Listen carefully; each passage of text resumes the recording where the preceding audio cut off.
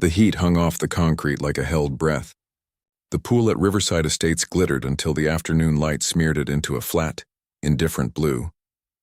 Kids' voices, the distant whir of a mower, the small, unremarkable sounds of a planned life unfolded around the water. Marshall Hudson was in that ordinary soundscape, bare feet on warm tile, the cool drag of water off his skin, when a voice cracked across the sunlit space and turned the day into something sharp. "Get your black ass out of our pool before I make you regret it." Trevor Walsh didn't ask questions. He seized Marshall's arm with a force meant to claim, not to steady. The yank lifted Marshall clear of the water and slammed him onto hot concrete. The sudden impact took every wordlessness from the moment. Pain flared along his shoulder where muscle met tendon. He stumbled, disoriented in that quick, dishonest way you feel when the world tilts and then rights itself. Water ran from the seams of his trunks. A leather bag, expensive, heavy, unnecessary to anyone else, was flung as if by reflex. Walsh caught it mid-flight, the kind of catch that reads as theatrical and threatening, and tipped its contents onto the ground. Wallets split, cards skittered like small pale fish. A phone cracked against the pavement with an ugly, precise sound, glass spidering. Walsh ground his boot into Marshall's driver's license, and the IDs inside lay beneath rubber and grit, their corners bending like apologies. The number on the license, the address, the proof of home ownership, 42 Lakewood Drive. Riverside Estates lay under his boot and meant nothing to the man standing over it. Barbara Caldwell watched with arms folded, a perfect statue of satisfaction in her designer tennis outfit. Her phone was out, not into the footage, but as if the weight of it lent gravity to what she'd said. This, her posture declared to everyone, was confirmation of an order that only she could see. Marshall's hands curled, then relaxed. He could feel the print of Walsh's fingers along his biceps. Too tight, deliberately painful, and he felt something colder than muscle under his skin, a place where careful plans and a different kind of patience lived. He'd come here for months, had learned the cadence of the place, the seasons of suspicion. Today the cadence was a drumbeat to be used. Two other officers slid into the scene the way a script obliges extras. Garrett Flynn, young, his nervous energy tattooed on each movement. Sergeant Ellis Bennett, 20 years of service etched into his jaw, his eyes carrying the kind of tired that knows how often the world repeats itself. Walsh kept his hand on Marshall's shoulder like a cuff made of intent, possessive, as if possession could fill the gap between accusation and fact. "We received a complaint about trespassing," Walsh said, like the complaint was a finished argument and his words the seal on it. Marshall's voice came out level, controlled, a flat plane of sound that said nothing more than the truth he was willing to give. "I live here, 42 Lakewood Drive, 6 months. Barbara stepped forward as if her walk could push the truth back into the water. "I'm HOA president," she said. "I know every resident. He is not one of them." Marshall turned to her, measured and precise. There was a recognition in his face that widened and softened for a fraction of a second. "Miss Caldwell," he said, "we've been at 3 HOA meetings together. I sit 2 rows behind you." He could have said more, sat at that precise table, made quiet comments, voted yes on the maintenance budgets that kept the pool usable, and each detail landed like a small missile into her argument. "You discussed pool maintenance, April landscaping contracts, May security gate repairs. I voted yes on all 3 proposals." For a moment the sound in the air shifted. It was the smallest crack, the thing you hear when a surface begins to give. But Walsh stepped in, his body a wedge, and the moment dissolved.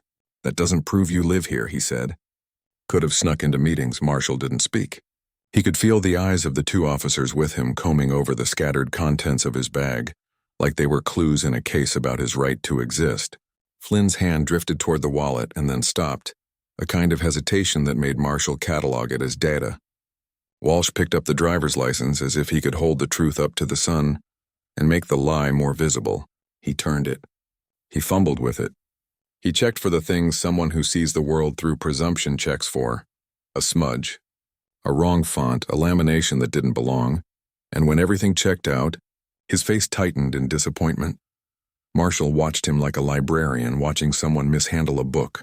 He'd seen that cognitive dissonance before, the elaborate mental contortions people make when the world refuses the neat stories they tell themselves. He collected those contortions, stored them like evidence. "Address matches," Flynn said quietly. Everything's valid. Walsh's jaw worked. Fake IDs exist, he thought. People who want to gaslight an entire neighborhood are creative. Their sophistication scares him because it's a thing he cannot control through the old tools, gestures, assumptions, the power of being first to speak. Marshall's training framed everything: emotional regulation, tactical patience. He cataloged Walsh's badge number, 3825, the subtle tremor in his fingers, the veteran's exhaustion that lived in Bennett's eyes. He also cataloged something else, the pattern, the same trajectory he'd been tracking for 8 months. Call property management, Marshall suggested. They'll confirm my residency in 30 seconds. Walsh's answer was a step closer, an attempt to take up more air. Don't tell me how to do my job. Classic intimidation. Crowd the space, press until compliance is the only obvious path. Marshall didn't step back. That in itself was a kind of communication. A woman in the crowd, part neighbor, part witness, fished a phone from her purse and began to record. For a sliver of time their gazes met. A silent message passed, the kind that doesn't use language. Keep filming. This matters. Walsh's decision was a line crossed. Turn around, he barked. Hands behind your back. He unhooked handcuffs from his belt with the ceremonial slowness of someone who believes the metal makes him a god. Flynn's eyes widened. Trevor, he's cooperating. He showed valid ID. Hands behind your back. Walsh repeated, the words making the order ritual. Marshall's mind moved quickly through contingency plans, weighing outcomes. He could reveal the federal badge hidden in his wallet, the kind of reveal that would make them scatter, that would end the scene instantly and painfully for the officers standing there. He could flash authority and the humiliation would swing back at them like a boomerang. But he didn't. Not now. 8 months of building a case, its slow edifice of notes, the duties he had performed, the moments he'd let slide for the sake of pattern, lived inside his chest like a steady drumbeat. To reveal now would be to trade the potential of the case for the comfort of immediate vindication. Let them hang themselves, he decided. Let them think they'd won. He turned slowly. He placed his hands behind his back. The cuffs clicked too tight, deliberate in their sting. He did not flinch. He did not offer the performance they expected. Am I under arrest? He asked, the voice of an innocent man placed inside the machinery of power. What's the charge? He continued. Trespassing? Disorderly conduct? I have provided valid identification. I have complied fully. What conduct has been disorderly? Walsh leaned in until his breath warmed Marshall's ear. You can explain it to the judge, he said, the word small and vicious. Somewhere in the crowd a second phone moved. The lens trained on the exchange. Walsh spun toward the woman filming. Put that phone away or you're next. She didn't lower it. Public property, she said, holding the camera like a shield. Final warning. Sergeant Bennett, who had been quiet with the sort of tired judgment that comes from watching too many scripts repeated, spoke, voice coarse from disuse. Trevor, his ID checks out. We should write him up for resisting. He didn't resist, Flynn protested. Write him up. They led him past the pool, a parade through his neighborhood as if every step would harden the charge against him. The landscaper who'd regraded his front garden last month watched from under a sun hat. Neighbors stood in mid-conversation and their mouths closed like curtains. No one spoke up. That silence landed on Marshall with the physicality of a blow. At the patrol car, Walsh grabbed Marshall's head and shoved it into the back seat. Not the soft, rehearsed shove of an academy technique. This was punitive and small, designed to humiliate. His skull hit the doorframe. Pain lit across his face, but he didn't lurch. He folded that hurt into the catalog of injuries he would file later. Inside the car, vinyl stuck to wet skin. The cuffs cut into circulation. The humiliation was obvious in the way they handled him. Meant to break, to provoke, to give them the justification they wanted for brutality. Marshall did not break. He cataloged the excess, the pain, the false arrest, the deprivation of rights under color of law. Each detail he stored, labeled, and filed. Title 18, United States Code, Section 242, he thought, the law they violated when officers willfully deprive a person of rights. Walsh slid into the driver's seat with a smirk that tasted like a challenge.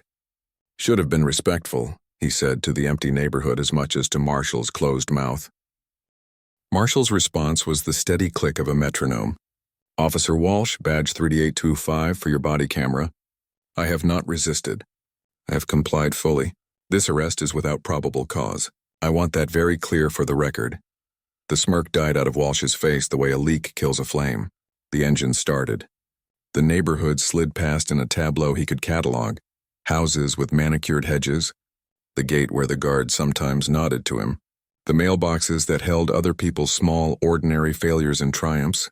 A countdown began, not in numbers but in the sense of momentum. Every hour that passed before the truth was known was a gift and a risk. They had given him a perfect test case by their arrogance. At the station, fluorescent light buzzed the way institutional light always buzzes. It hums over the world like old coffee and resignation. He walked in barefoot, surrendering the small dignity of shoes while the leather on his wrist reddened into bruise. Walsh announced the arrest with a performative voice as if the room was an audience. "Caught him trespassing at Riverside Estates," he said, as if the room could not tell the smell if he'd done anything else by the tone in his mouth. Desk Sergeant Bennett, different man, same name whose look was a ledger of 2 decades, glanced up long enough to read the name. "That's the gated community," he said at last. He read the address, the facts, and something shifted. The statement of the HOA president, Caldwell's assertion that she had never seen him, hung in the air like a bad fiction. Walsh kept talking, filling the silence like a man bolstering a shaky bridge. Marshall felt the circulation return painfully when Bennett uncuffed him for the booking process. The red marks on his wrists blossomed like small warnings. They led him to a payphone bolted to the wall, a relic in a room that still paid in relics.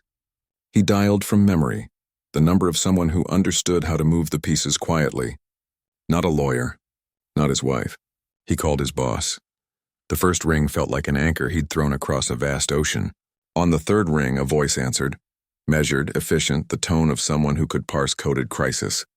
He used the cadence of operations, the quiet of code words. There was no hurry in his voice.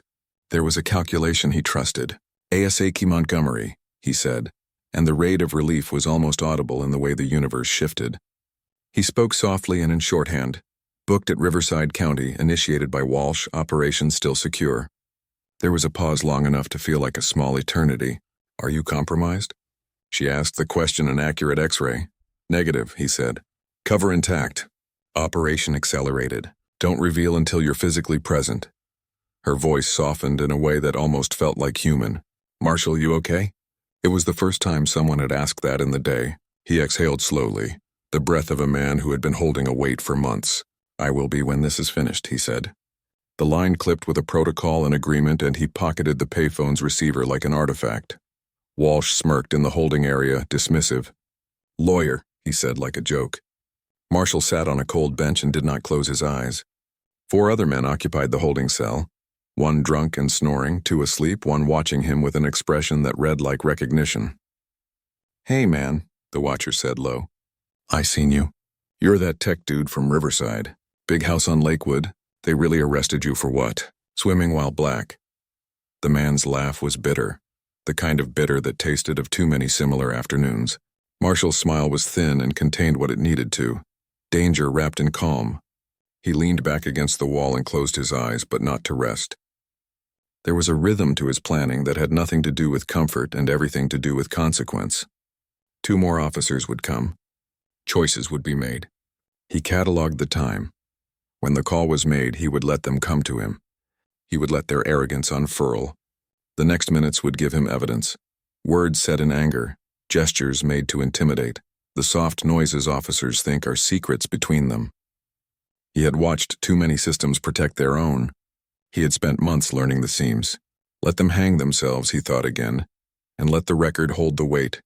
They had given him everything that afternoon, a live example of the thing he had been mapping for months. They had arrested the wrong man for being in his own life, because someone chose to weaponize suspicion. That choice would mark them. Long after the heat from the pavement faded from his skin, their choices would ripple, and he would hunt those ripples until the truth of them could no longer be ignored. The holding cell was cold, too bright, too small for the number of men inside. The sound of keys, shoes, voices, it all had the texture of routine. Marshall sat on a narrow bench, his wrists raw where the cuffs had bitten into skin. He looked calm, but it was the kind of calm that has shape and weight, built from years of restraint, from knowing how to let arrogance bury itself. The drunk in the corner muttered in his sleep. A pair of younger men whispered about bail, about how long before their families found out.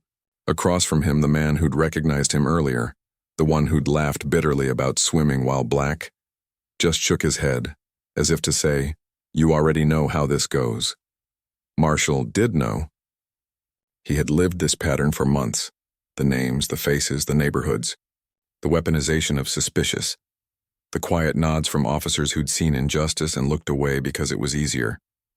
He was living in the middle of the case he had come to expose. He stared at the clock above the steel door. 23 minutes since he made the call. He imagined the chain reaction set off by those coded words. Asaki Denise Montgomery, his superior, his shield, the only person with full clearance, would already be in motion. She was the kind of leader who never raised her voice. She didn't need to. Her reputation traveled ahead of her like a siren no one could ignore. Marshall's thoughts were a loop of control. The exact words he had used, the protocol, the order of events. Everything was now evident, the arrest, the handling, the bruises, the witnesses.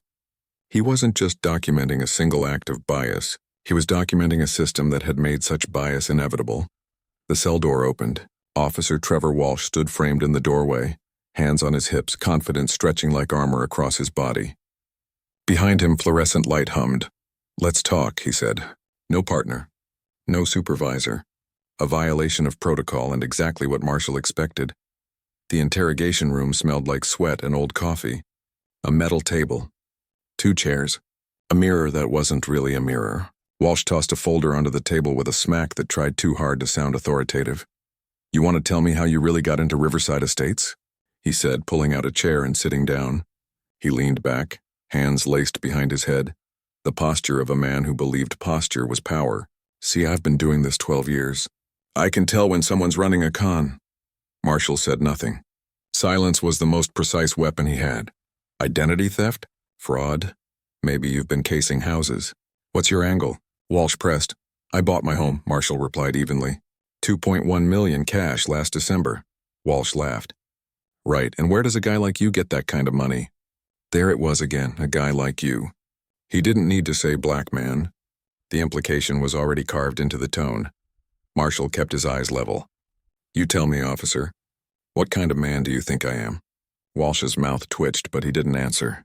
Marshall didn't need him to. He already knew. "Officer Walsh," Marshall said quietly. "How many black residents live in Riverside Estates?" The question disoriented him. "What's that got to do with humor me?" Walsh frowned. "I don't keep track of demographics." 7 families, Marshall said, voice clinical, calm. "Out of 230 homes. 3%. I'm number 7. Walsh's silence was an admission in itself. Marshall pressed on. "You've worked this area 5 years, yes? Ever been called to the pool for a white resident?" No answer. "Ever arrested a white homeowner for swimming in their own community?" Still nothing. "Ever handcuffed a white man because an HOA president thought he didn't belong?" That broke him. Walsh shoved back his chair, its metal legs shrieking against the floor. "You think you're smart, huh? Talking like a lawyer, throwing around stats." He jabbed a finger toward Marshall's chest. "Doesn't change the fact you're in that jumpsuit." Marshall's tone was surgical. "Every action has consequences, Officer Walsh. Every choice creates ripples. The choices you made today will define your tomorrow." Walsh leaned forward, hand hovering over his radio. "Is that a threat?" "It's a fact." For the first time since the pool, uncertainty flickered in Walsh's eyes. Intimidation had always worked before. Not this time. The door opened. Sergeant Bennett's weary voice cracked the tension. "Walsh, Captain wants you, now." The look on his face, half pity, half alarm, was the prelude to something big. Walsh hesitated, then shot Marshall one last glare before leaving the room. "Who the hell are you?" he muttered. Marshall didn't answer. He didn't have to. When the door closed, the silence was total. He stared into the one-way mirror. He knew someone was watching from the other side. He knew, too, that the clock was still ticking. 28 minutes since his call. 2 minutes until the reckoning began. In the captain's office, tension smelled like stale air and fear. Captain Stephen Burgess sat behind his desk, staring at his computer screen as if it were a bomb he was trying to defuse. Walsh entered with Garrett Flynn trailing him. "Close the door," Burgess said, voice tight. Walsh obeyed. "Cap, the guy from the pool, sit down!" Burgess cut him off. That tone, sharp, final, froze him mid-sentence. Both men sat. Burgess turned his monitor around. "In the last 15 minutes I've had 3 phone calls," he said, voice low. "The mayor's office, the county executive, and the Department of Justice." Flynn's face went pale. "All 3 calls," Burgess continued. "About one man, Marshall Hudson." Walsh blinked. "Sir, we responded to a legitimate complaint. Shut up and listen." Burgess clicked a few keys, pulling up digital records. "Marshall Hudson, age 42. Address confirmed. 42 Lakewood Drive, purchased last December. $2.1 million. Paid in full. 0 criminal record. Not even a parking ticket." Walsh swallowed. "The HOA president said she'd never seen him. I don't care what a civilian said." Burgess snapped. He rubbed his temples, breathing hard. "You arrested a man for living in his own neighborhood." The room went very still. This was the kind of stillness that happens before a career implodes. Walsh struggled to recover his footing. "He looked suspicious, sir."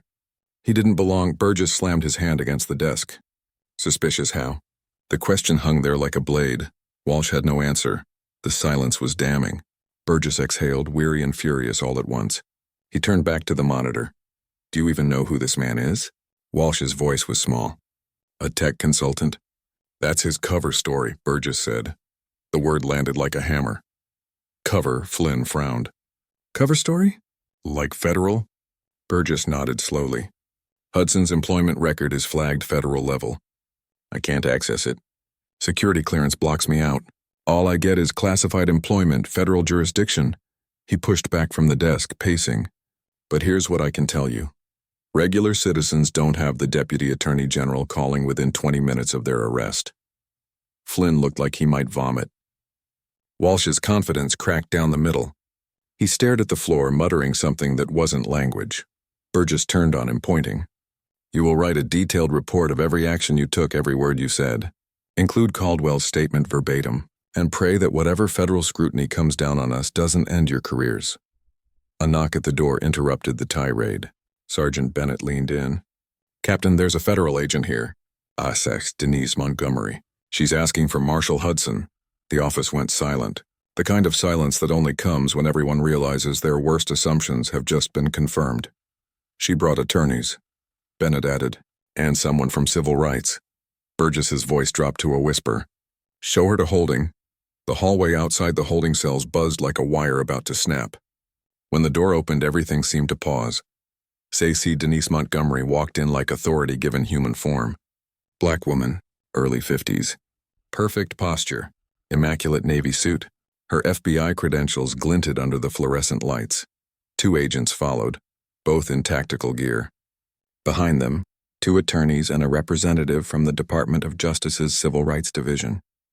Every uniformed officer in the room instinctively straightened, as if muscle memory had learned the weight of real power. Montgomery didn't stop until she stood before Marshall's cell. Her eyes scanned him from head to toe. Orange jumpsuit, bare feet, red wrists, and something hard and cold flickered across her face. Professional anger, the kind that burns slow but cuts deep. "ASAC Montgomery," he greeted, voice steady. "Agent Hudson," her tone matched his. "Status?" "Cover intact until now," Walsh initiated. "Caldwell instigated?" She nodded once, then turned to Bennett. "Where are the arresting officers?" "In the captain's office, ma'am." "Bring them, now." She didn't raise her voice, but the command carried through the entire precinct. "Also," she continued, "I need surveillance footage from the pool, body camera recordings from both arresting officers, booking documentation, and the incident report. 10 minutes. Bennett moved like a man who suddenly remembered how to run. One of her agents handed Marshall a black duffel bag. Inside, his clothes, shoes, wallet. The unspoken message, "You're done being their prisoner." As he changed, Montgomery's team began setting up laptops and cameras right in the booking area, transforming it into a federal operations room. The site was surgical, the bureau reclaiming its ground. Upstairs, Captain Burgess sat behind his desk again, sweat beading on his forehead. When the door opened, he didn't even need to ask who was coming. Walsh and Flynn walked in like condemned men. "They want you downstairs," Burgess said quietly. His voice had the brittle tone of someone who already knew the outcome. Walsh's hands trembled. Flynn looked sick. Neither spoke as they descended the stairs. The moment they stepped into the booking area, they froze. Marshall was standing beside Montgomery, fully dressed now in crisp slacks, a white shirt, and polished shoes. His FBI credentials hung around his neck, gleaming like a verdict. Walsh's breath caught. Marshall reached into his pocket and pulled out his badge case. He opened it slowly, deliberately. The gold shield caught the light, brighter than the room deserved. "Special Agent Marshall Hudson, Federal Bureau of Investigation, Public Corruption Unit," he said evenly. Flynn's knees nearly gave out. Walsh stood still, pale and speechless. "For the past 8 months," Marshall continued, voice calm but resonant, "I have been conducting an undercover investigation into civil rights violations, abuse of authority, and systemic misconduct within the Riverside County Police Department." The words hit like thunder. Walsh tried to form a sentence. Nothing came. Montgomery stepped forward, her expression unreadable. "Officers Walsh and Flynn," she said, "you are not under arrest, yet. But as of this moment, you are subjects of a federal investigation. I strongly recommend you contact your union representatives." Flynn's face crumpled. Walsh stood as if gravity had doubled. "Captain Burgess," Montgomery continued, "I'll require a full conference room." Within minutes, the Bureau had taken control. In the conference room, the air was heavy with the scent of toner, fear, and burnt coffee. Marshall sat at the head of the table. Around him, Montgomery, 2 attorneys from civil rights, Captain Burgess, and a county executive who looked like he wanted to vanish. Marshall opened his laptop. The Bureau's logo flashed briefly before he began projecting slides onto a wall screen. "For 8 months," he said, "I've lived undercover as Marshall Hudson, tech consultant. My assignment was to investigate patterns of discriminatory policing, excessive force, and civil rights violations within this department." He clicked. A photo of Trevor Walsh appeared, at traffic stops, community events, and report filings. Officer Trevor Walsh, 15 years of service. 13 documented complaints. 8 involved racial profiling. 3 involved excessive force. None resulted in discipline. Burgess's face turned gray. Another click. A timeline unfolded. A year's worth of misconduct. April. 3 black teenagers stopped on their way home from school, no charges. May, a nurse arrested leaving her night shift. June. A black attorney's car searched illegally. Each entry was another nail in the coffin of denial. Outside, in the hallway, Garrett Flynn sat alone, head in his hands. He could hear every muffled word through the thin wall. His own name. The phrases complicity, cover-up, pattern of misconduct. He knew he'd lost everything. Pension, badge future. But he also knew he'd known better. And that knowing was its own sentence. Inside, the meeting continued. Montgomery folded her arms. "Walsh could have de-escalated at any moment," she said. "He chose escalation. He arrested a man he knew had valid ID. That's not just negligence, that's a crime." The county executive's voice trembled. "Agent Hudson, what does the Bureau intend to do?" "I'm recommending a federal consent decree," Marshall said, his voice composed, surgical. "Full oversight, independent review board, mandatory body camera policies with enforcement power, and an audit of every arrest Officer Walsh made in the last 5 years." Burgess opened his mouth, but Marshall cut him off. "Your assurances mean nothing, Captain. Walsh had 13 complaints. He was still on patrol. That ends today." Montgomery gathered her files. "Effective immediately, Officer Walsh is suspended pending federal investigation. Officer Flynn, same. Barbara Caldwell will be questioned regarding false reports. This department is now under FBI scrutiny." She stopped at the doorway, looking back at the room of men who suddenly understood what accountability felt like. "Agent Hudson will remain a resident of Riverside Estates and a federal witness. Any retaliation against him will be considered obstruction of justice." Marshall added quietly, "I'll be at the pool tomorrow." "My pool. Swimming like every other resident." The room fell silent. It was the sound of a system cracking. Montgomery looked at him, her expression softening. "You okay?" He exhaled.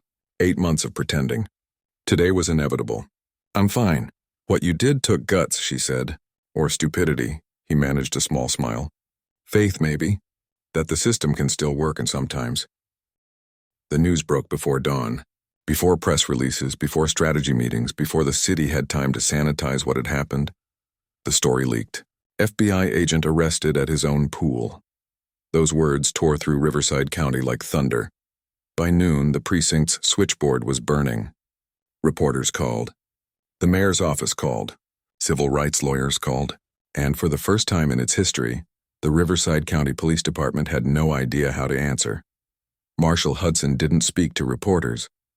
He sat in a small federal field office outside the city with ASAC Denise Montgomery, a pair of civil rights attorneys, and a cluster of analysts who had spent the night decrypting data from seized body cameras. On the screen before them, evidence rolled like a confession. Walsh's voice. Caldwell's call to 911. The racial slurs muttered under breath. The humiliation. The arrest. The perfect example of a system eating itself. Montgomery's tone was clinical, cold. 8 months of undercover work. You walked straight into the lion's den, Hudson. You realize what this gives us? Marshall nodded slowly. Proof, not just suspicion. Not just statistics. The pattern, on camera, in action under color of law. He looked tired but not defeated. There was steel under the exhaustion, a quiet understanding that this was what the past 8 months had been building toward. Montgomery crossed her arms. We're opening a full-scale federal investigation. Civil Rights Division wants everything. Complaints, personnel records, disciplinary actions. She paused. You ready for what comes next? I've been ready, he said. Now they can't bury it. 3 days later, the Department of Justice descended on Riverside County. Federal agents in Navy jackets swept through the precinct like a tide, collecting files, seizing hard drives, interviewing officers one by one. The local news filmed from across the street. Reporters shouted questions at Captain Burgess, who stood outside looking like a man awaiting a verdict. Inside, Marshall sat at the same conference table as before, but now the atmosphere was surgical. Laptops glowed with data, names, incident reports, complaint histories. Patterns emerged in real time.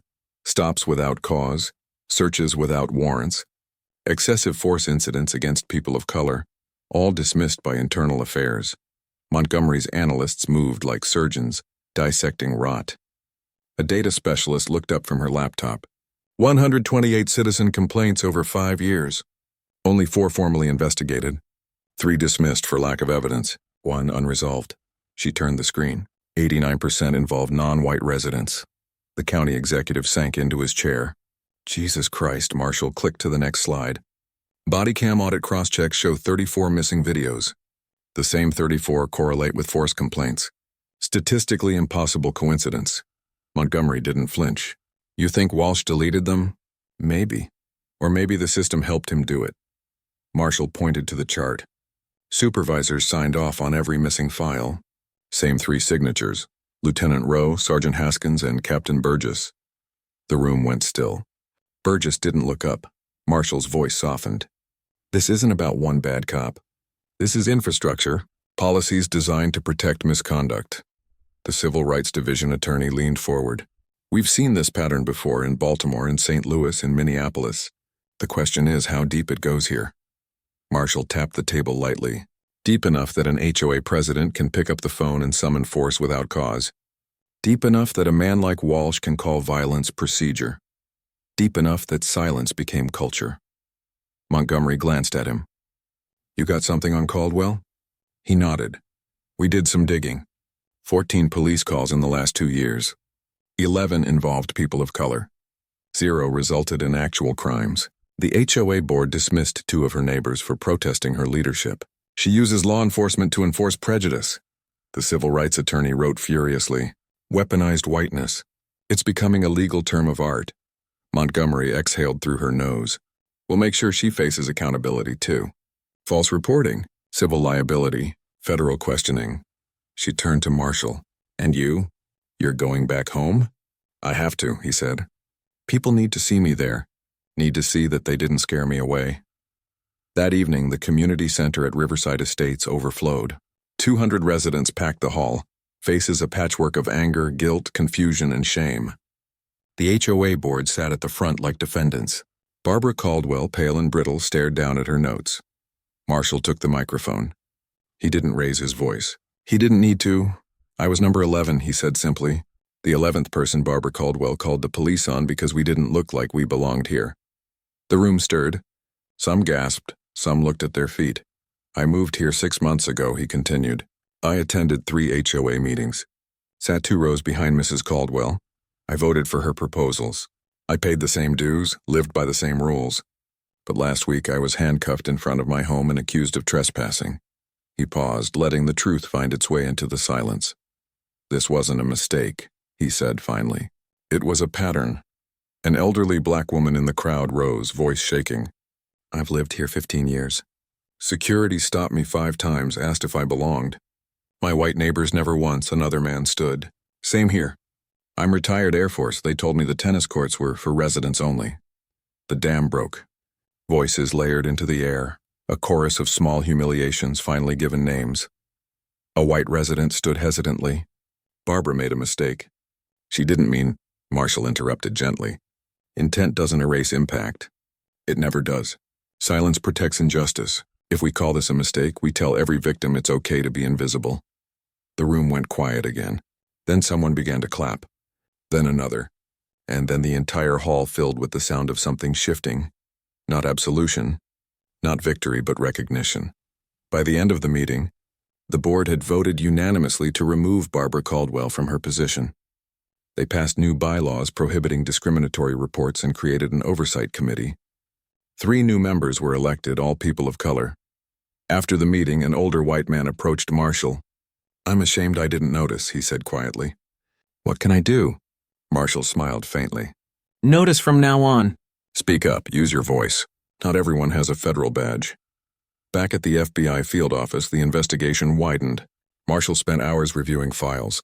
Hundreds of arrest reports, incident logs, emails. Each page told a variation of the same story.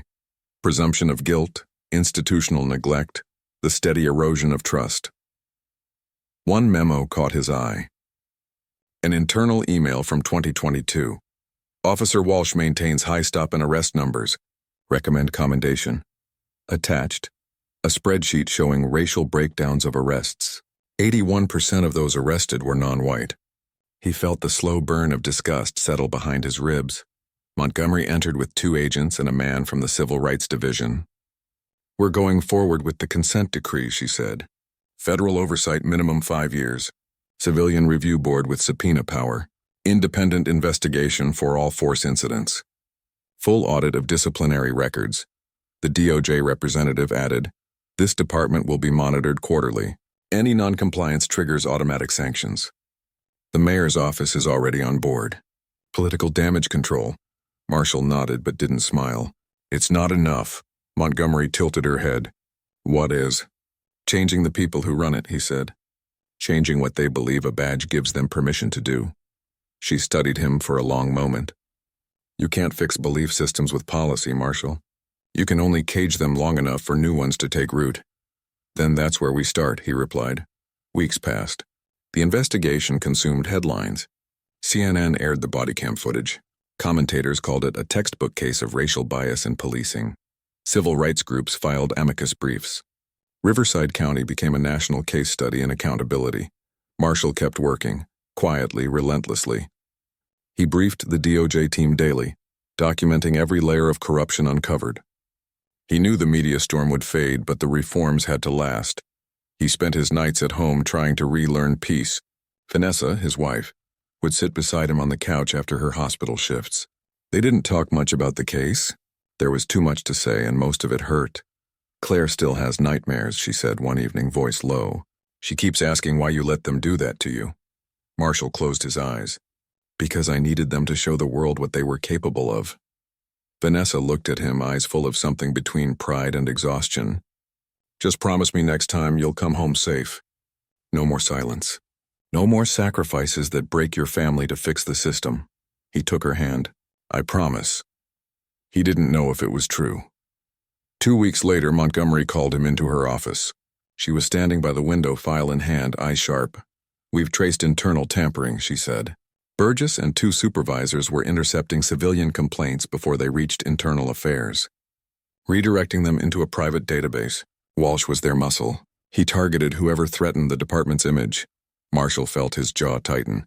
So this wasn't negligence. It was design. Montgomery nodded. And you just gave us the blueprint to dismantle it. She placed a thick folder on the table. The Attorney General's office wants you to testify before Congress.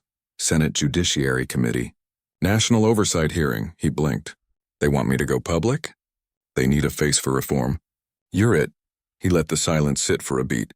If this helps prevent another Riverside, I'll do it. Montgomery smiled faintly. Good. But before that, one more thing. She handed him another document marked with DOJ seals. Task Force Authorization. Civil Rights Enforcement Initiative, nationwide. You'd lead it. He stared at the paper. It was the culmination of years of work, and the start of something heavier. I'll do it, he said quietly. But I need one thing. What's that? Walsh's trial. I want to testify. I want to look him in the eye when justice is done. Montgomery's mouth curved into the faintest hint of approval. Wouldn't have it any other way. By spring, the Department of Justice's findings were public.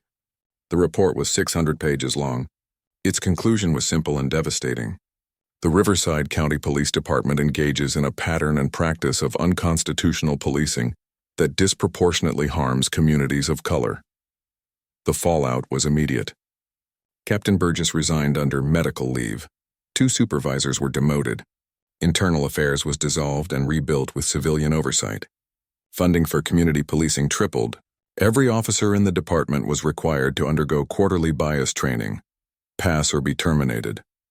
The county paid a $4.2 million settlement to Marshall, not as hush money but as acknowledgement. He donated every cent, half to the NAACP Legal Defense Fund, half to the Innocence Project. This was never about personal enrichment, he told reporters. It's about consequences. Reporters asked what justice meant to him now. Justice, he said, is when systems change. When people who look like me don't have to flash a badge to be treated like citizens. Barbara Caldwell's reckoning came quietly. The FBI summoned her for questioning. She arrived in pearls and defiance, but the evidence was unflinching. 14 911 calls, 11 targeting people of color, 0 valid incidents.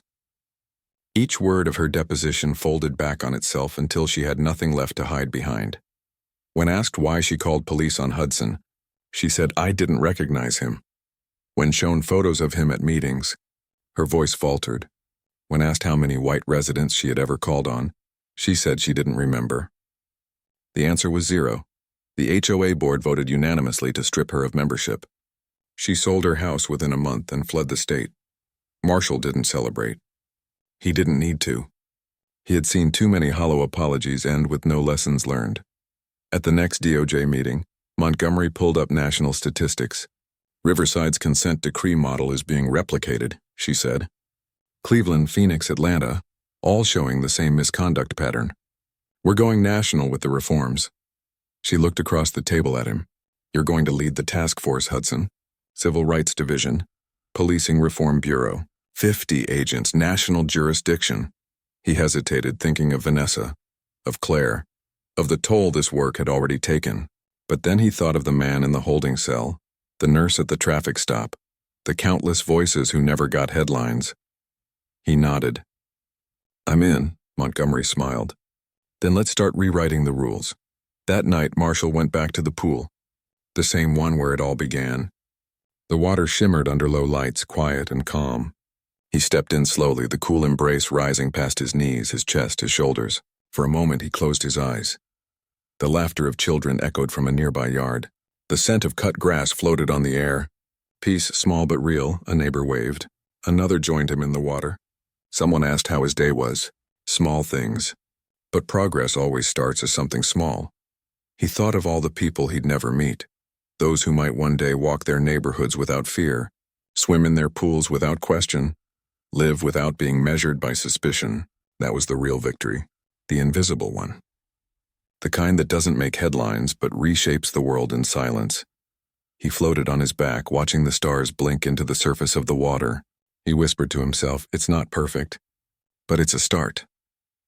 The courthouse stood like an old truth. Gray, solemn, unavoidable. It was the kind of building that made everyone walk slower, speak softer, breathe differently. Inside, marble floors echoed with the steady rhythm of purpose. Journalists filled the hallways. Civil rights activists held signs outside, their voices rising in disciplined unison. Justice for Marshall. Accountability for all. It had been 6 months since the Riverside pool incident. 6 months since the world watched a man in uniform humiliate a federal agent for simply existing in his own space. Now that man, Officer Trevor Walsh, sat in a courtroom that smelled of wood polish and reckoning. He looked smaller than anyone remembered. The crispness of his uniform was gone. In its place was an ill-fitting gray suit that sagged at the shoulders. His hair was longer, his face pale, his eyes hollowed by sleepless months and the slow corrosion of certainty. Beside him sat a public defender the union had refused to fund. At the prosecution table, the Department of Justice assembled its case like a symphony. Evidence, footage, patterns, every word, every frame, every number, a note in the melody of accountability. And in the third row, calm and composed, sat Special Agent Marshall Hudson. He wore a dark suit, his FBI credentials visible around his neck, not as a weapon but as a statement. He was not hiding anymore. The judge presiding was the Honorable Lorraine Fisher, 68 years old, a legend among federal benches, known for her no-nonsense rulings and her intolerance for theatrics. A black woman who had lived long enough to recognize the pattern before anyone else even named it. When she entered, the room rose. Court is now in session, the clerk announced. United States versus Trevor Walsh. Charges: deprivation of rights under color of law, violation of the 4th and 14th Amendments. Excessive force, false arrest, Mr. Walsh, Judge Fisher said, her tone deliberate, almost tender in its gravity. You have been entrusted with authority under the law, an authority that demands integrity, restraint, and fairness. Today, this court will determine whether you use that authority to protect or to harm. Walsh's attorney stood. Not guilty, Your Honor. The words sounded brittle, like glass already cracking. The trial began. The prosecution started with what everyone knew was coming: the footage. The courtroom dimmed as a screen flickered to life. The sound of sun and water and authority filled the room. There it was, the moment that began everything. Walsh's voice harsh, commanding, "Get your black ass out of our pool." Gasps rippled through the gallery. The sound of Marshall's body hitting the pavement made several people flinch. Footage from Walsh's own body cam played next. Him grinding his boot into a driver's license. Him shoving a compliant man into a patrol car. And through it all, Marshall's voice in steady as scripture. Officer Walsh, badge 3825 for your body camera. I have not resisted. I have complied fully. This arrest is without probable cause. Silence filled the room when the video ended. Even Walsh couldn't look up. The prosecutor, a sharp, composed woman named Evelyn Cho, let the quiet stretch until it became heavy enough to break the heart. Then she spoke. This isn't about one arrest, she said. This is about power. About what happens when authority goes unchecked. About the idea that some Americans still have to prove their right to simply exist in public space. She turned toward the jury. Agent Hudson did not resist. He did not threaten. He did not violate a single law. What he violated were Officer Walsh's assumptions, and for that he was treated like a criminal. Today the law demands an answer. Day 2 was for the witnesses. One by one they came forward. The first was an elderly Latina nurse, 60 years old, still in her hospital scrubs. She spoke softly, her hands trembling as she clutched the edges of the witness stand. 2 years ago, Officer Walsh stopped me after my shift. Said I looked like someone in a drug case. I told him I'd just left the ICU. He made me sit on the curb for over an hour while he searched my car. Found nothing. Never apologized, her voice cracked. I save lives for a living. That day he made me feel like a criminal for going home. A black attorney testified next. A teenager. A construction worker. Different stories. Same wound. Each one a mirror reflecting the same face of injustice.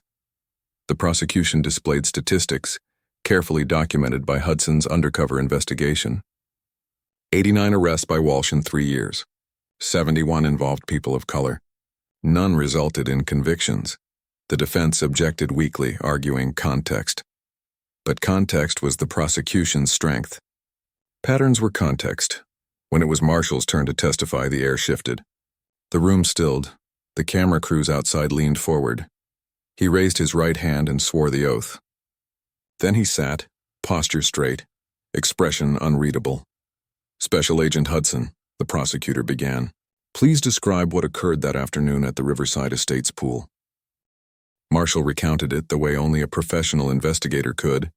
Factual, measured, exact.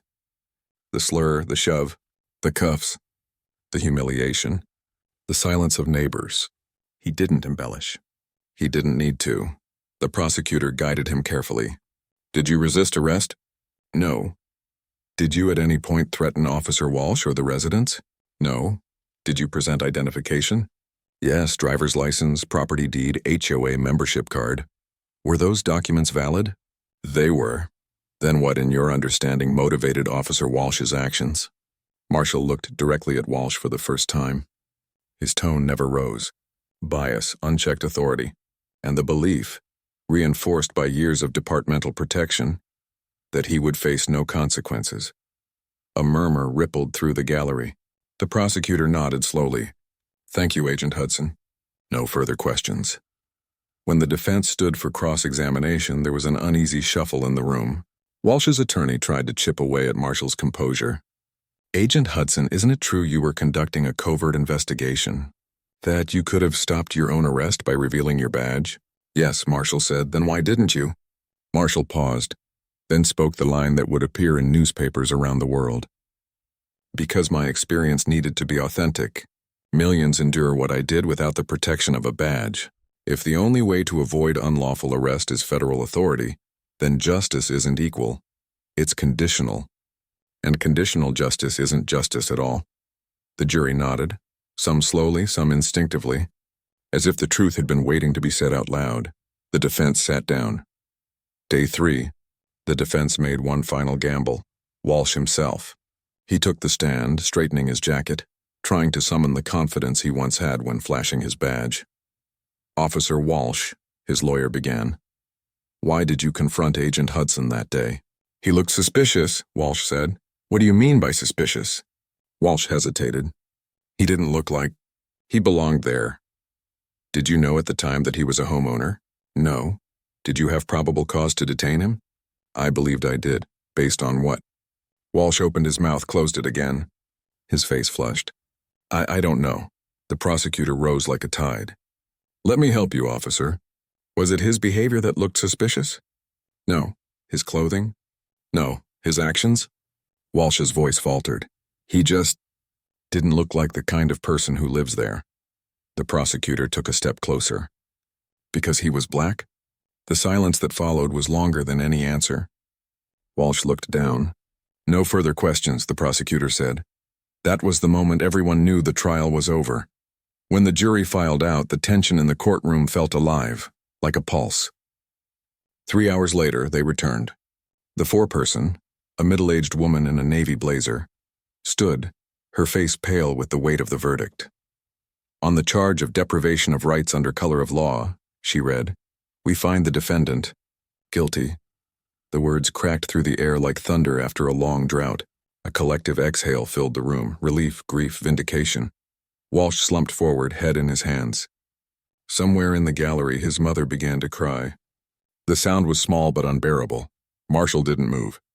He simply closed his eyes and let the moment pass through him. Justice wasn't triumph. It was release, quiet, sober, necessary. 2 weeks later came sentencing. The same courtroom, the same people, but now the tone was almost reverent. Walsh stood before Judge Fisher once more. His face was gaunt. His arrogance had eroded into something more brittle, fear maybe, or the faint beginnings of understanding. Judge Fisher removed her glasses and looked at him for a long time.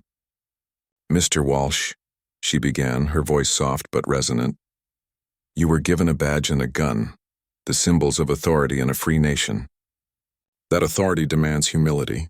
It demands that you protect those who cannot protect themselves. Instead, you chose to weaponize that authority against an innocent man. She leaned forward slightly.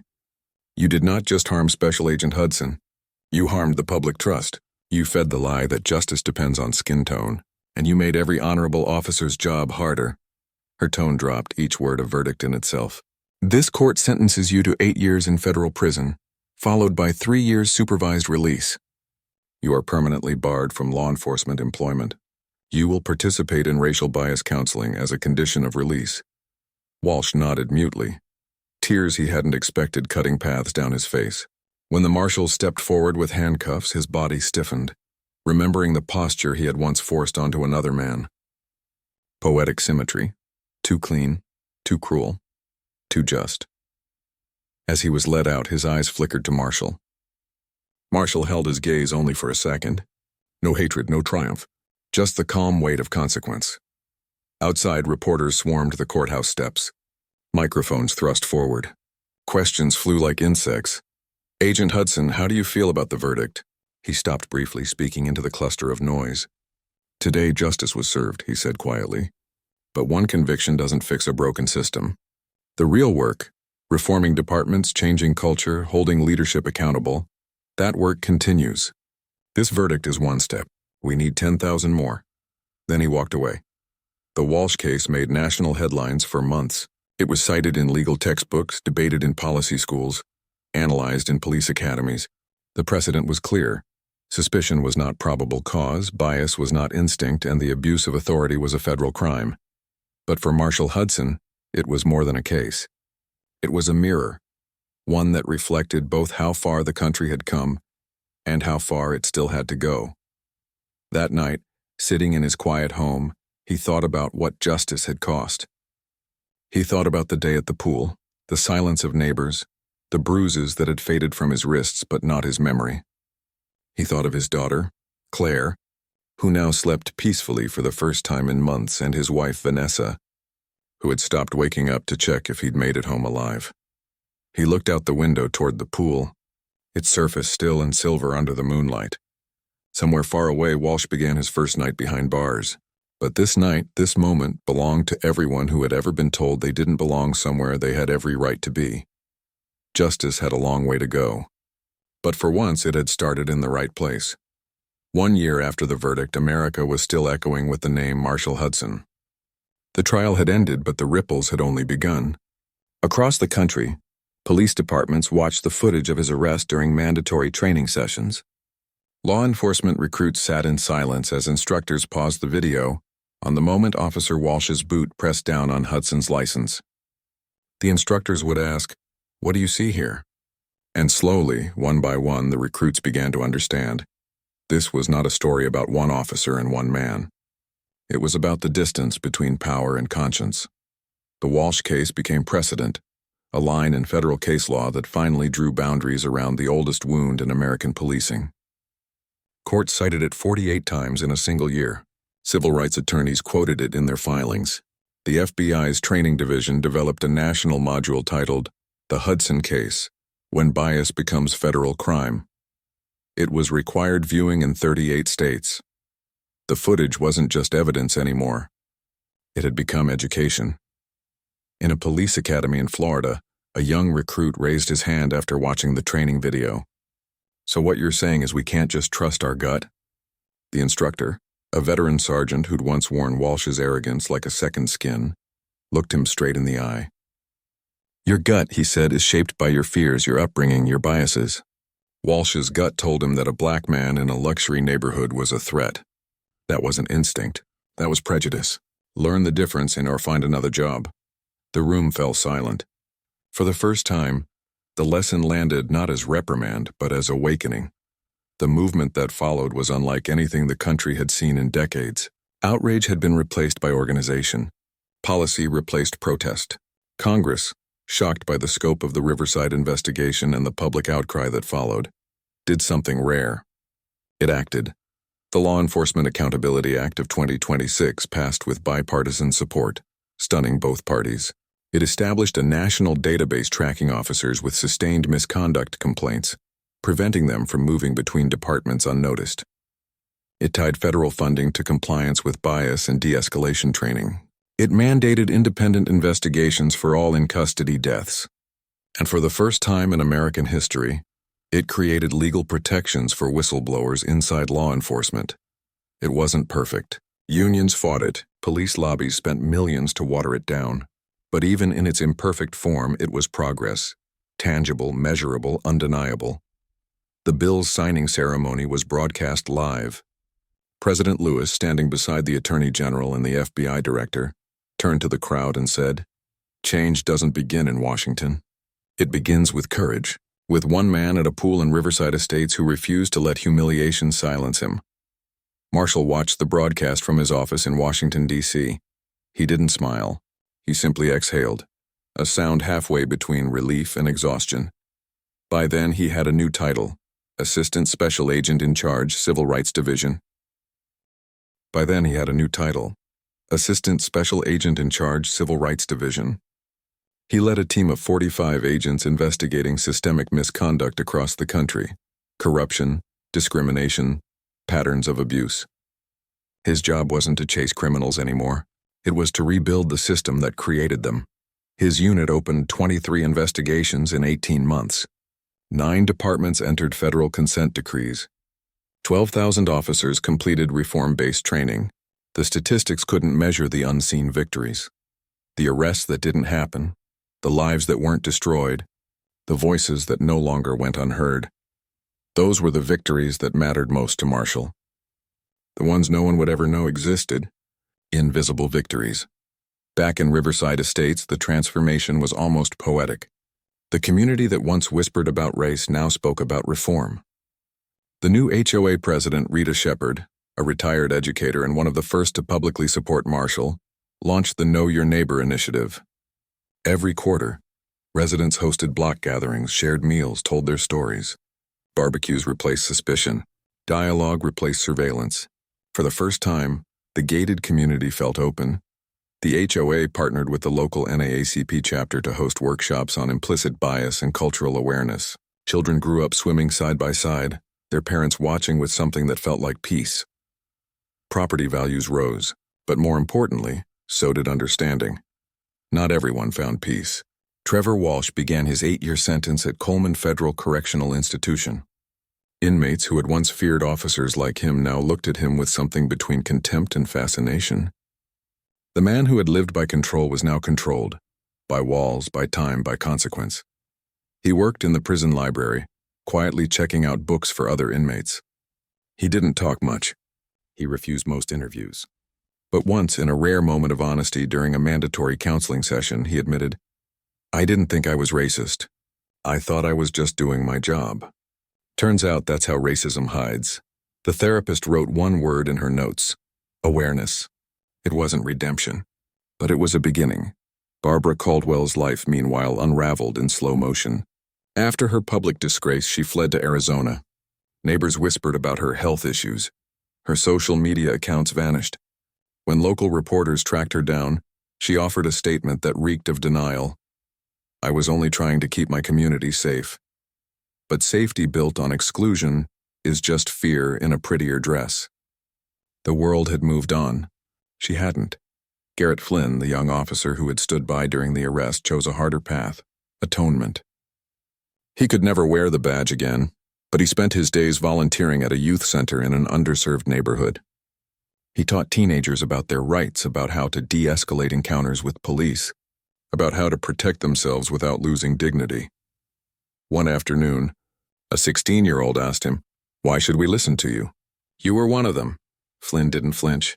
"You shouldn't trust me," he said. "But you should learn from me. I stayed silent when I should have spoken. Don't make that mistake.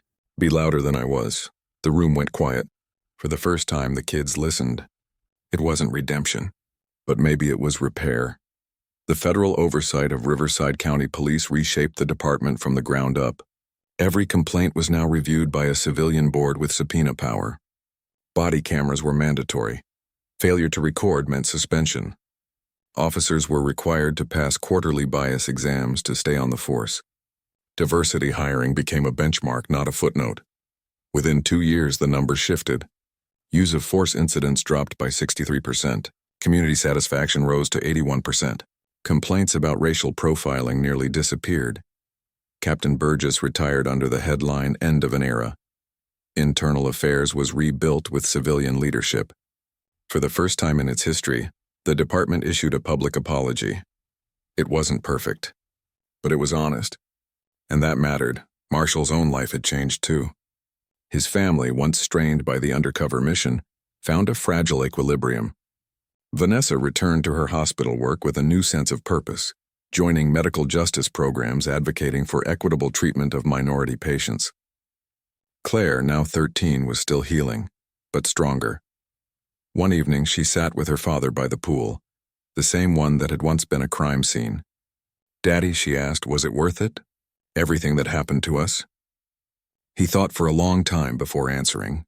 "Sometimes doing the right thing costs you something," he said quietly. "Sometimes it costs a lot. But if you only do what's easy, nothing ever changes. The question isn't whether it's worth it now, it's whether years from now kids like you won't have to ask that question at all." She smiled faintly, eyes glinting in the twilight. "I think it's already worth it." He didn't answer. He didn't need to.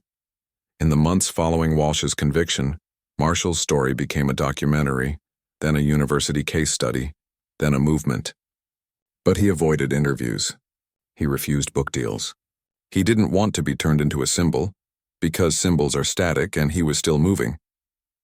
At a Senate judiciary hearing on national policing reform, Marshall testified before a packed chamber.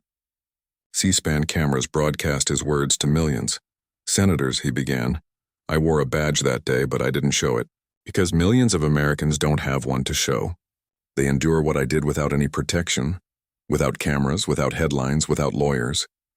The difference between my story and theirs is visibility, not injustice." Senator Rebecca Davis leaned forward. "Agent Hudson, do you believe officers like Walsh are common?" "No," he said. "Most officers serve honorably. My father was one of them.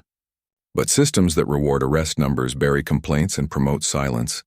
Those systems make the Walshes inevitable. When good officers stay silent, they stop being good." A pause. Then, "We don't need hatred of police. We need accountability within police. Justice without trust isn't justice at all." His testimony went viral within hours. Police academies added it to their core ethics curriculum. For the first time in decades, accountability wasn't a political slogan. It was policy. Yet even victories carry a private cost. Marshall paid his quietly. Claire still flinched when she saw police cruisers. Vanessa sometimes woke from dreams where he didn't come home. And Marshall himself.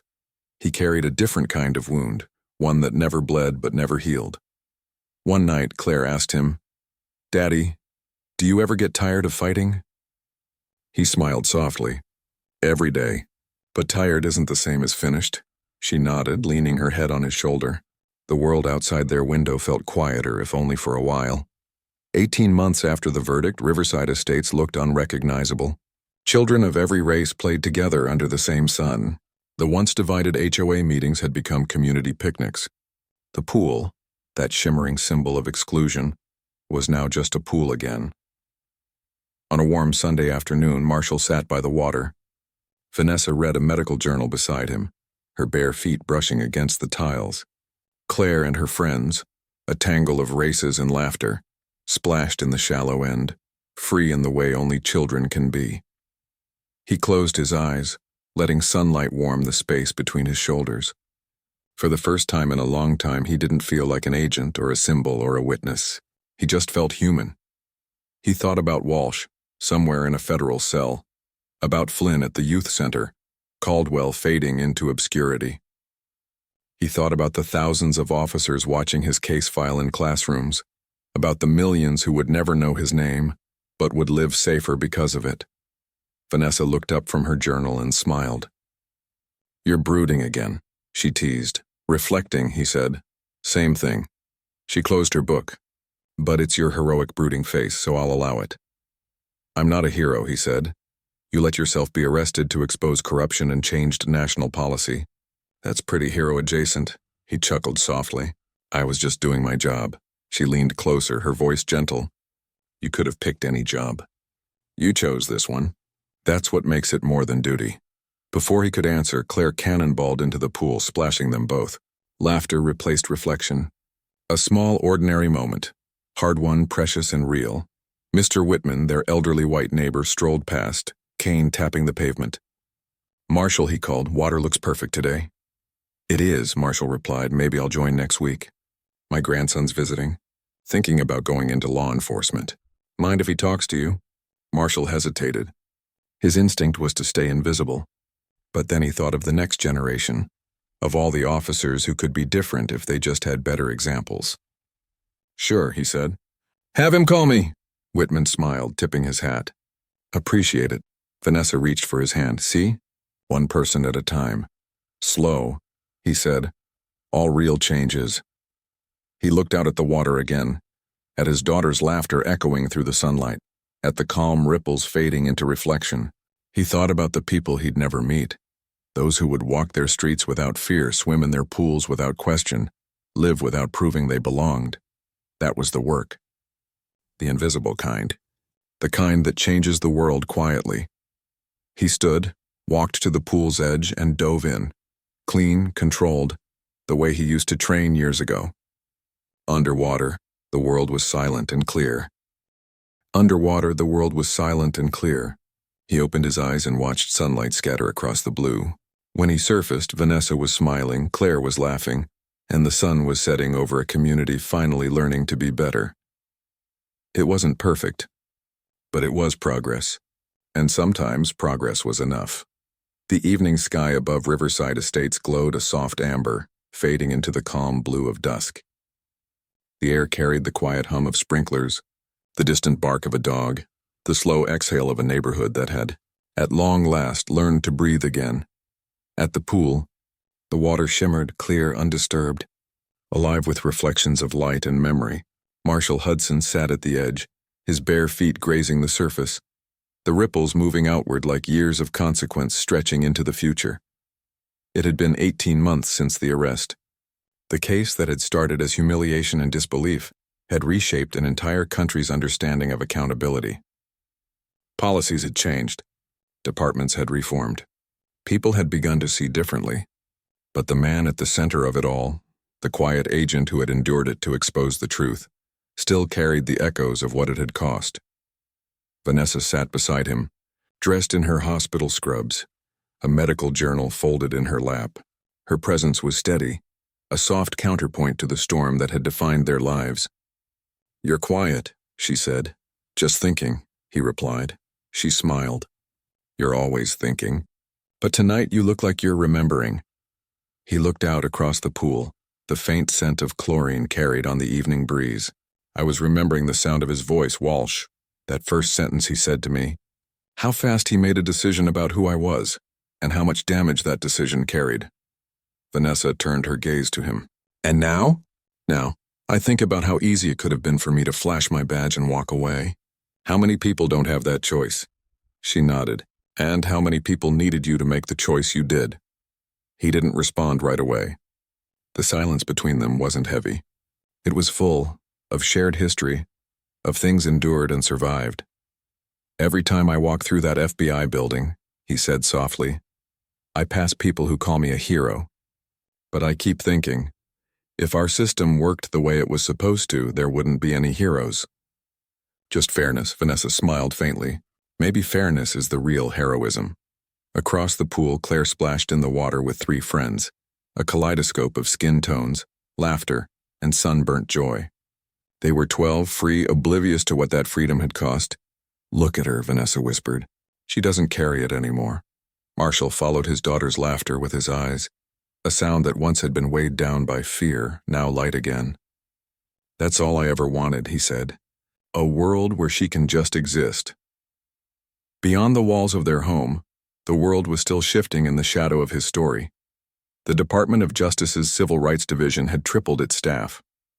Marshall's task force, now national in scope, was investigating 20 new police departments. Cities once defiant were requesting federal partnerships to clean up their ranks. Training programs based on the Hudson model were being implemented in academies nationwide. He saw the numbers every week: fewer misconduct complaints, more transparency, more departments embracing reform. But the numbers couldn't capture the invisible victories, the small things that didn't happen anymore. He thought about that often. The driver who wasn't pulled over because an officer remembered the training video. The homeowner who wasn't questioned in her own neighborhood. The teenager who wasn't searched for matching a description. The millions of quiet, uneventful interactions that marked real progress, that, he knew, was what justice looked like. not in headlines, but in ordinary moments of decency that no longer needed to be extraordinary. Garrett Flynn, once the young officer trembling behind Walsh, had become one of those quiet victories. After resigning from the force, he'd found purpose at a community youth center downtown. He spent his afternoons teaching teenagers about their rights, about de-escalation, about courage. He wasn't forgiven, not yet, but he was trying. "Why should we trust you?" one boy had asked during a session. Flynn didn't hesitate. "You shouldn't," he said. "But you should learn from me. I stayed silent when it mattered. That's how injustice survives. In silence." Some of the kids had nodded, others hadn't.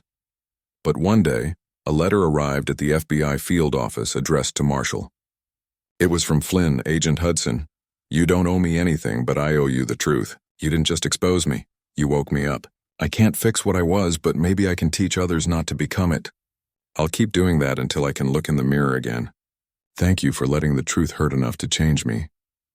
Marshall folded the letter carefully and locked it in his desk drawer. Some apologies didn't need to be acknowledged. They just needed to exist. As for Trevor Walsh, he was halfway through his sentence. The prison reports described him as quiet, compliant, introspective. He worked in the library, requested books on psychology and history, and met weekly with a counselor. He refused interviews, ignored media requests, and spoke only when necessary. A few months earlier, the counselor had noted something unusual in her report. Subject expressed remorse without deflection. Acknowledged implicit bias. Described experience as waking up in the ruins I built. Marshall had read that line 3 times. He didn't believe in redemption for everyone. Some men were simply too far gone. But he believed in change. Change didn't absolve, it educated, and maybe that was enough. One Sunday morning, Marshall received an invitation from a local university. They were hosting a symposium on justice reform, and they wanted him to keynote. He almost declined. He'd grown tired of speeches, of being reduced to the story that began with humiliation, but Vanessa convinced him. "You don't speak for yourself anymore," she said. "You speak for everyone who can't." The auditorium was full. Students, professors, officers, and citizens filled the seats. When Marshall stepped to the podium, the room fell silent. He looked at them, the next generation, the inheritors of everything his case had changed and everything it still hadn't.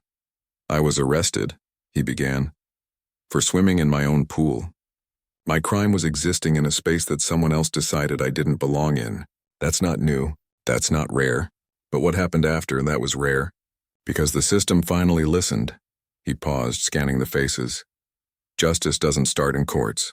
It starts in choices, in the decision not to look away, in the courage to speak when silence feels safer. Every policy we pass, every reform we write, means nothing if the people inside the system don't believe in what it stands for. Reform without conscience is just paperwork." A long silence followed, then applause, long-standing, genuine. It wasn't celebration.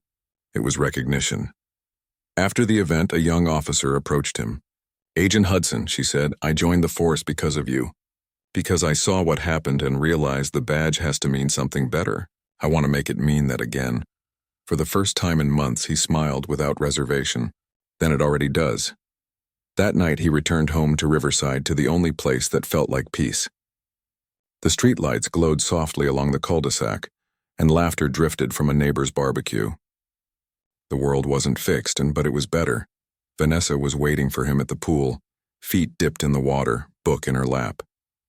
Claire was inside, finishing homework. He joined his wife quietly, sitting beside her, the night air cool against his skin. "Speech go well?" she asked. "Yeah," he said. "I think it did. You looked lighter walking up the driveway." He smiled faintly. "Maybe I finally believe it's working. Slowly, but it's working." Vanessa set her book down and looked at him with the kind of pride that was born from pain endured together. "You gave the world proof that integrity still matters, that dignity isn't a weakness. That one act of courage can break a pattern." He looked at her, eyes soft. "You gave me the reason to keep going when it nearly broke me." They sat in silence for a long time. The pool lights flickered beneath the surface, golden threads weaving across the water. "Do you ever think it'll be enough?" Vanessa asked. "Maybe not," he admitted. "But enough for today?" "Yeah, I think so." He stood, walked to the pool's edge, and dove in. The water accepted him without resistance. The same pool that had once been a battlefield now felt like sanctuary. Underwater, the world was silent again. Peaceful. Whole. He surfaced slowly, water running down his face, the sound of his daughter's laughter floating from the house, the smell of jasmine on the air. Vanessa watched him, smiling. "You're brooding again," she teased. "Reflecting," he corrected. "Same thing," she said, laughing. He looked around, but at the home he'd nearly lost. The community he'd helped change, the country still struggling toward the light, and felt something that wasn't triumph, but truth. He knew there would always be new battles, but for tonight, he let himself rest in the stillness of what had been reclaimed. Every person, he thought, deserves this, the right to be safe in their own space, to walk their streets without suspicion, to swim in their pool without fear. That wasn't heroism, it was humanity. And sometimes humanity was the greatest revolution of all. The stars came out one by one, their reflections trembling on the water. Marshall leaned back, eyes closing, the world quiet around him. He didn't need applause or headlines or history to tell him what mattered. He didn't need applause or headlines or history to tell him what mattered. The proof was already here, in laughter, in stillness, in progress. It wasn't perfect. It never would be. But it was better. And sometimes, better was enough.